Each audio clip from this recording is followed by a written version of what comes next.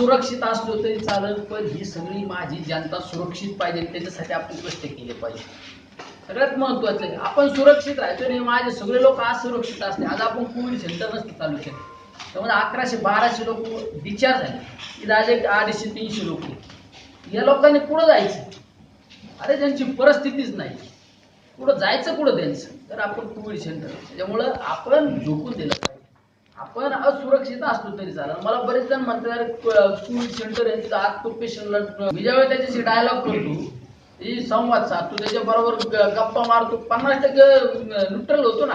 आता बऱ्याच वेळा कोरोना झाल्यानंतर त्याला वाईट टाक येतात ना, म्हणजे वाईट टाक येतात. लोकांना असं वाटतं, राजू शेट्टी एक उदाहरण सांगितलं, म्हणजे अरे बाप पोरगा बापाचा विचार आहे, अरे ज्याने जन्म दिला त्याचा विचार करीत नाही. अशा वेळेस आपण आधार देणं गरजेचं आहे ना. म्हणजे आपण राज्यातल्या सगळ्यात पहिली बस आपण पारनेरमधून सोडली. म्हणजे ज्यावेळेस राज्य सरकारचा निर्णय झाला की राज्यात म्हणजे पर जिल्ह्यात जाण्यासाठी गाड्या सोडल्या, 3:30-4 वाजता आपण पहिली बस इथून सोडली पाठ. आणि ज्यावेळेस राज्यातून बस जिल्ह्यातल्या पर जिल्ह्यात जाण्याच्या बस बंद झाल्या, आता बाहेरच्या स्टेटमध्ये गाड्या सोडल्या, त्यावेळेस आपण बॉर्डर रोडच्या गावांच्या काही लोक बसून दिले.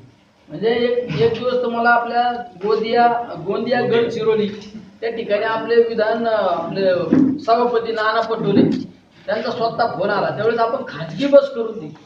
आता खाजगी बस काय केल्या, आपण काही संस्थांच्या बस घेतल्या आणि मग काही डोनेट तयार करून तू डिझेलचं 4 जणांमुळे डिझेलचं करून असे काही लोक आपण, म्हणजे सगळ्यात जास्त लोक आपण सोडले असतात. आपल्या टीमनी जेवढं काम केलं ना, म्हणजे एकदम विश्वासाने सांगू शकतो राज्यात सुद्धा कोणी केलं नसेल. ठीक आहे, कोणी पेपरबाजी केली असेल, कोणी जाहिरातबाजी केली असेल, कुठं काय मीडियाला छापून आणलं असेल, कुठं त्या एखाद्या चॅनलला लावलं असेल, पण आपल्या टीमने जे काम केलं ना, खरं बरं का, म्हणजे एकदम विश्वासाने सांगतो, खात्रीने सांगतो, आपल्या तालुक्याचे काम चालू. म्हणजे मी एक ठरवलं होतं ज्यावेळेस लॉकडाऊन झाला 22 मार्चला, मी ठरवलं होतं आपण राज्यातल्या लोकांचे आसूड पुसू शकत नाही, पण आपल्या मतदारसंघातल्या लोकांचे आसूड पुसू शकतो आपण. या मतदारसंघात एक सुद्धा माणूस उपाशी नाही राहिला पाहिजे. मी तुम्हाला एक उदाहरण सांगतो, आपण 64 दिवसात 2 ते 2.5 लाख लोकांना जीव घालायचे काम केलं आणि तुम्ही सगळ्यांनी त्याचा अनुभव घेतला. मी सुद्धा 64 दिवस जेवायला त्या आपल्या त्या भाटारखान्यावर जेवायला होतो, ज्या ठिकाणी आपण जेवण सर्क्युलेट करायचो. म्हणजे आपण सुप्याला गेलं त्या गोडवानला, नंतर नवनागापूरला आपण जेवणाची व्यवस्था केली, टाकळीला केली, आपलं हे पुढे आपल्या पोखरीला सुद्धा यांनी या पोरांनी केलं, सगळे संतोष नेत्यांनी, प्रकाश नेत्यांनी त्या ठिकाणी. म्हणजे एक दिवसाचं उदाहरण सांगतो, आपल्याला मी रात्री 12 वाजता आपल्या ऑफिसवरून निघलो. मला 12 वाजता रात्रीचा फोन आला निगोज मधून आणि अजून 2-3 जणांचा, काय 130 लोक सकाळचा ग्रुप पाहिजे. 130 लोक, तुम्ही बरोबर होते. मी अरुण पवारांना फोन केला का एक तांदळाचा कट्टा आणा, म्हणजे काम कसं करावं लागतो सनी सांगतो, राजकारण असं होत नाही, प्रॉपरली जावं लागेल. 12 वाजता मी अरुण पवारांना सांगितलं तांदळाचा कट्टा आणा, मसाला भात बनवला. गव्हाणवाडीला गवळी भाऊसाहेब माझ्या बरोबर होती, तुम्ही पण होते. गव्हाणवाडीला गेलो आम्ही, इथून एक दुकान उघडलं, एक बिस्किटचा बॉक्स घेतला, फरसाण घेतलं, दादांनी 17 संत्रा आणल्या, एक गोणी, आणि तो भात टीप बनवली. आम्ही 3:30 वाजता त्या लोकांना घेऊन गेलो, बरोबर आहे ना, 3:30 वाजता त्या लोकांनी म्हणजे ती आखी टीप संपवली. म्हणजे आपण 3:30 वाजता जेवण द्यायचं काम केलं. आपल्या ऑफिसवर 12:30 वाजता जेवण दिलं आपण. म्हणजे लॉकडाऊन मध्ये, म्हणजे आपण लॉकडाऊन नुसतं जेवणच तुम्हाला सांगतो. माझ्या जागेवर माझ्या माहितीनुसार कोणाच्याच लक्षात नसतात. मी ज्यावेळेस आपलं जेवण चालू होतं नारायणगावाला चालू होतो आणि जात असताना मी जाणाऱ्या पायी लोकांना सांगत होतो की तुम्ही आपल्या सोप्यात 1 किलोमीटर 2 किलोमीटर आपलं जेवण चालू, तुझं जेवण करा, आराम करा, असं सांगत असताना एक 27-28 वर्षाचं एकदम यंग पोरग होतं, त्याच्याशी मी बोलत होतो गाडीत बसून, आणि ते पोरग बोलत असताना थरथरा कापून. एवढेच मी काय रे म्हणलं, पोरग थरथरा का कापतो, खाली उतारलो, त्याच्या गळ्यात हात घातला, काय रे मित्रा कुठून आला काय. ते एकदम असं जे पायात चप्पल नव्हती ना असा उभा राहायला होता, म्हणजे दोन्ही पंजे असे वर करून उभा राहिला, कारण पाय तापत होते. मी म्हणलं अरे चप्पल, मला चप्पल नाही. मी दादाला फोन केला, म्हणलं एक 10, त्याला म्हणलं तुझं चप्पल नंबर काय रे बाळा, मला 10 नंबर आहे. मी याला सांगितलं 10 नंबरची चप्पल आणून ठेवा. आम्ही नारायणगावाला जेवायला चालू होतो, पण आम्ही जेवायलाच गेलो नाही, आम्हाला ते दुःख पावायला नाही. मी मागं रिटर्न आलो, आणि ते सगळे जेवले होते. मी म्हणलं अरे ते मगाशी मला पोरग भेटलेलं 10 नंबरची चप्पल लागत होती. पोरग कुठे एका टोळक्यात बसला होता, 17-18 लोकांचं टोळकं होतं, त्याच्यात बसला होता. तो म्हणला मी त्याला म्हणलं धर तुझी 10 नंबरची चप्पल. आणि मी सहज विचारलं त्याच्यात चप्पल नाही अशी कोण कोण आहे, म्हणजे निम्मी चप्पल कट झालेली, अंगठा शिवलेला. 17-18 लोकांच्या टोळक्यात 10 लोक असे निघले की चप्पलची एकदम दयनीय अवस्था होती.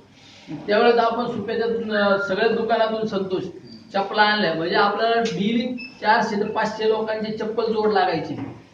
चप्पल सुद्धा एवढ्या ब्रँडेड चपला होत्या ना, म्हणजे आपण नाही वापरल्या अजून, इतके चांगल्या ब्रँडेड चपला होत्या. नंतर आपण काही लोकांना आहे ना असे घराच्या बाहेर निघले ना, 17 ठेवल्या होत्या आपण ते ब्लेडचे ब्लँकेट ठेवले होते. आणि काही लोक पायी चालल्यामुळे एकदम दम छान झाल्यामुळे आपण ते कुठलं ते औषध 2 महिन्यामध्ये आपल्याकडे 1150 म्हणजे 1150 रुग्ण आपण या ठिकाणी उपचार घेऊन गेलेले आहेत, म्हणजे विचार झाले, बरे झाले. त्यामुळे या फक्त आपला नगर पारनेर विधानसभा मतदारसंघाचे आपण कोविड सेंटर चालू केलं. पण हे कोविड सेंटरमध्ये पूर्ण जिल्ह्यातील, नगर जिल्हा असो पुणे जिल्ह्यातील लोकांनी सुद्धा या ठिकाणी उपचार घ्यावा. त्याची मी तुम्हाला थोडक्यात आकडेवारी, पारनेर तालुक्यातील 856, नगर तालुक्यातील 204, जुन्नर तालुक्यातील 12, कोपरगाव तालुक्यातील 13, शिरूर तालुक्यातील 9 आणि राहुरी तालुक्यातील 3, परत कोपरगाव मधील 5 असे नगर पुणे जिल्ह्यातील एकूण 1150 रुग्ण 2 महिन्याच्या कालावधीत उपचार घेऊन बरे होऊन घरी गेलेले आहेत. म्हणजे 1100 ते 1200 लोक या ठिकाणी उपचार घेऊन बरे झालेले आहेत. म्हणजे या कोविड सेंटरमध्ये आल्यानंतर आहे ना, म्हणजे मी काहीतरी रुग्ण आहे हे लोक विसरून जातात. म्हणजे इतकं वातावरण, इथं प्रसन्न वातावरण आहे ना. तुम्ही पाहिलं असं आता आल्यानंतर कॅरम बोर्ड ठेवलेत आपण त्या ठिकाणी, कॅरम बोर्ड आहेत, इलेक्ट्रिक गेम सुद्धा ठेवलेले आहे. आणि सकाळी योगा असतो, म्हणजे कुठल्याच कोविड सेंटरला योगा नसतो, या ठिकाणी योगा सकाळी योगा आहे. आणि म्हणजे इतकं वातावरण खेळीमेळीचं वातावरण या ठिकाणी. म्हणजे योगा झाल्यानंतर नाश्ता, म्हणजे नाश्ता सुद्धा आहे ना, म्हणजे 2 अंडे हे बंद करतं पुढे, म्हणजे फार काजू बदाम खजूर म्हणजे ड्रायफ्रूट. म्हणजे आपल्याला म्हणजे बरेच पेशंटनी, मी आता पेशंटची चर्चा केली आणि माझी एक सवय, मी प्रत्येक पेशंटची पर्सनली बोलतो. म्हणजे कोणाची काय अडचण आहे, म्हणजे आपण समक्ष विचारल्यानंतर अडचण कळते.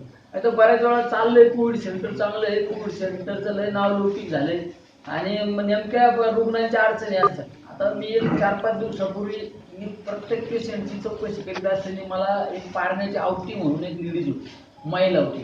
त्या महिलेने सांगितलं की आमच्या वॉश बेसिनमध्ये बल नाही, वॉशरूममध्ये बल नाही, तेवढी बलची व्यवस्था करा. मी लगेच आमच्या मास्तरला शरदरावला सांगितलं की उद्या तिला लाईटची व्यवस्था करून द्या. आणि त्या महिलेला सांगितलं तुमची लाईटची व्यवस्था झाल्यानंतर मला SMS टाका का आमची लाईटची व्यवस्था झाली. मग ठीक आहे, मला SMS आला नाही, पण आमच्या यंत्रणेमार्फत मला लगेच कॉल आला काय तिथे लाईटची त्या वॉशरूम मधली लाईटची व्यवस्था केली. म्हणजे असे एक 8-10 दिवसापूर्वी एक जवळचा एक मुलगा होता, लहान मुस्लिम समाजाचा होता. आणि मी लहान मुलांना सुद्धा विचारित असतो. त्या मुलाला विचारलं अरे तू जेवला का नाही, तेव्हा मी रोटी नाही खाता म्हणला, तर तू ॲपल चाहिए. 8 वाजता मी आमच्या सगळ्यांना सांगितलं की त्या मुलाला सफरचंद आणून द्या. आता हे मला म्हणले चालन देतो आणून. मी माझ्या एकदा लक्षात आल्यानंतर मी पाठपुरावा केला. मी म्हणलं त्या पोराला सफरचंद काय झालं, जे म्हणले ते टाकळी 5 वाजता बंद होती त्याच्यामुळे दुकानामध्ये सकाळचं आणून. मी म्हणलं शटर तोडा नाही तर काही करा, पोराला सफरचंद आणून. लहान मुलगी होती तिने मला सांगितलं की मला वेफर्स द्या आणि चॉकलेट. म्हणजे कधी कधी काही त्याला वेफर्स आणि चॉकलेट आमच्या महेशला सांगितलं आणून दे. त्या मुलीने तिच्या वडिलांना फोन केला, गुणावऱ्याचं पेशंट होतं, आणि त्या वडिलांना सांगितलं मुलांनी का नेते आलते इथं, त्यांना चॉकलेट आणि वेफर्स म्हणजे त्यांनी आणून दिले, पण मी कॅडबरी सांगायचं विसरून गेलो. फूड सेंटर आमच्या आपल्या वाघमारे साहेबांनी सांगितलं की उद्घाटन होतं, म्हणजे एकदम डामडौलात उद्घाटन केलं जातं, नंतर त्याच्याकडे बघितलं पण जातं. पण या ठिकाणी मी तुम्हाला खात्रीने सांगतो, म्हणजे राज्यात इतकं आदर्श कोविड सेंटर कुठंच नसतं. ठीक आहे, राज्यात काम करणारे मोठमोठ्या लोक आहे, ठीक आहे, आम्ही सगळे दुबळे माणसे, आम्ही गरीब आहे, पण आम्ही इतकी चांगली सेवा दिली. या ठिकाणी गेलेला पेशंट म्हणजे इतक्या आशीर्वादच देऊन जातो. म्हणजे एक मी 10-15 दिवसापूर्वी संध्याकाळी असे पेशंटची चर्चा करतो. एवढंच कुठलं पेशंट होतं, त्या पेशंटने मला सांगितलं, मी म्हणलं काय अडचण, काय बरं आहे का तुमचं? म्हणजे त्या रुग्णाने काय सांगायला पाहिजे, त्या रुग्णाने सांगितलं, आजू म्हणजे तुम्हाला एक मत दिलं आम्ही, पण तुम्ही आम्हाला जीवदान दिलं. कुणाला पेशंट होतं ते? रोकडे म्हणून वडगाव सावता रोकडे सांगितलं तुम्हाला एक मत दिलं, पण तुम्ही आम्हाला जीवदान दिलं. म्हणजे इतकं इथं म्हणजे आज सुरक्षितचं काम केलेलं. आमच्या मास्तरनी एक दिवस या ठिकाणी ॲम्ब्युलन्स नव्हती, तुम्हाला काय सांगू किती तत्पर राहावं लागते. ॲम्ब्युलन्स नव्हती, ॲम्ब्युलन्स आपली 102 ॲम्ब्युलन्स खराब होती, नादुरुस्त होती, आणि आपल्याकडे 108 ॲम्ब्युलन्सचा ड्रायव्हर नव्हता मधल्या काळात पाडण्याला. मग आपण टोल नाक्यावरले ॲम्ब्युलन्स आणि तिथून टोल नाक्यावरले ॲम्ब्युलन्स ॲक्सिडेंट झाला म्हणून गेला, आणि एका पेशंटची ऑक्सिजन लेवल कमी झाली. या ठिकाणी एक मारुती 800 होती, मारुती 800 मध्ये ते पेशंट घेऊन आपण पारनेर ग्रामीण रुग्णालयात नेलं, बरोबर ना डॉक्टर सर्व्हिसेस. म्हणजे इतकं तत्पर राहून या ठिकाणी सेवा देण्याचं काम केलेलं. म्हणजे समाधान वाटतं. आज समजा 1150 पेशंट आपण डिस्चार्ज केले, याचा अर्थ कमीत कमी 12 ते 13 कोटी रुपयाचा फायदा आपल्या मतदारसंघातल्या लोकांचा झाला ना. म्हणजे संकटात संधी म्हणून पाहिलं पाहिजे, त्या ठिकाणी मदत केली पाहिजे. नाही बऱ्याच वेळा लोकप्रतिनिधी काय लाईव्ह द्वारे मिटिंग घेतात, कुठंतरी आता ते झूम आलं नाही. गोरगरीब लोकांना झुमन लाईव्ह काय करणार आहे, त्यांना ग्राउंडवर जाऊन मदत केली पाहिजे. आमच्या पत्रकारांचा मी मगाशी वाचला लेख इदाटे साहेबांचा, म्हणजे इतका म्हणजे त्यांना अनुभव आला ना, अनुभव आला पाहिजे. आता आपलं एक कोविड सेंटर राज्यात बोलबाला झाला, हे कधी होतो? निलेश लंकेने सांगितलं का, आमचे खिलारी मास्तर सांगितलं का, बरं डॉक्टरांनी सांगितलं, राहुल झावरेंनी सांगितलं, नाही नाही आम्ही असं करतो तसं करतो, यांनी बोलबाला होत नसतो. ज्यावेळेस पेशंट डिस्चार्ज होता त्यावेळेस ही चर्चा बाहेर गेल्यानंतर ही चर्चा होती म्हणून बोलबाला होतो. आज आपण हे ना आपल्या प्रत्येक या परिसरातल्या 30 गावांच्या कार्यकर्त्यांची 12-12 घंटे ड्युटी लावली.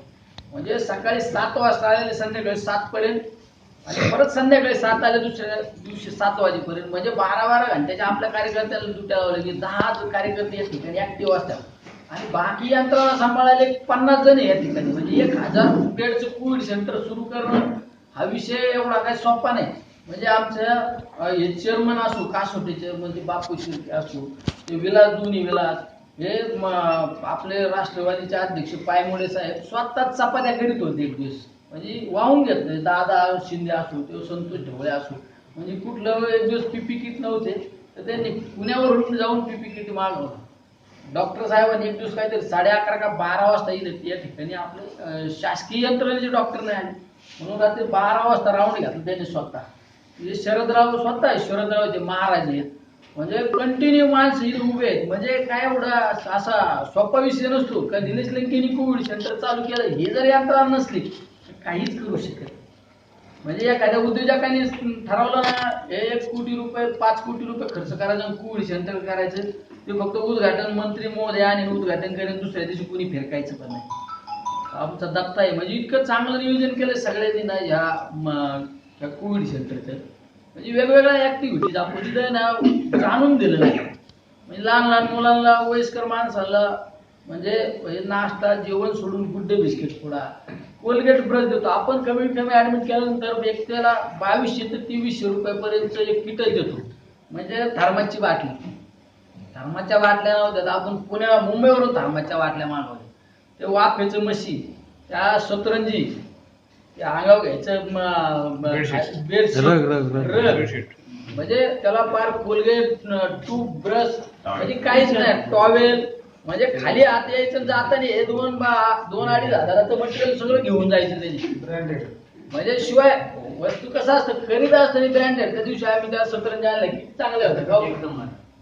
म्हणजे इथं पार नाईट पॅन्ट, टी शर्ट, नवीन स्टीमर 799, म्हणजे ते नवीन स्टीमर आणलाय का तर 799 पाहिजे.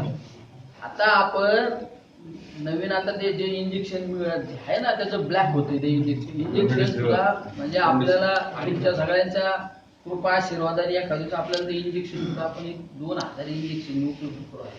ओतूर येथील 18 वर्षांची सुवर्ण परंपरा असलेली ग्राहकांचं हित जोपासणारी ग्राहकांची लोकप्रिय पेढी चैतन्य ज्वेलर्स. ओतूर येथील चैतन्य ज्वेलर्स आता ग्राहकांच्या सेवेकरता आळेफाटा या ठिकाणी ग्राहकांच्या सेवेत रुजू. आपल्या प्रत्येक शुभ कार्यात दागदागिने घडवायचे ते फक्त चैतन्य ज्वेलर्सचे.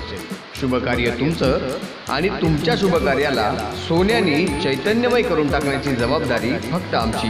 चैतन्य ज्वेलर्स ग्राहकांच्या सेवेसाठी आळेफाटा या ठिकाणी रुजू.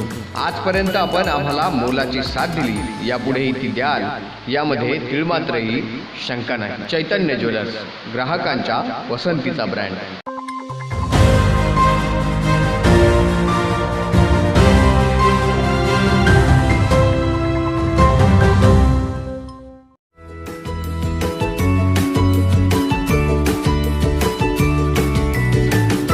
बातम्या शेतीच्या, बातम्या मातीच्या, बातम्या अन्यायाच्या, गुन्हेगारीच्या,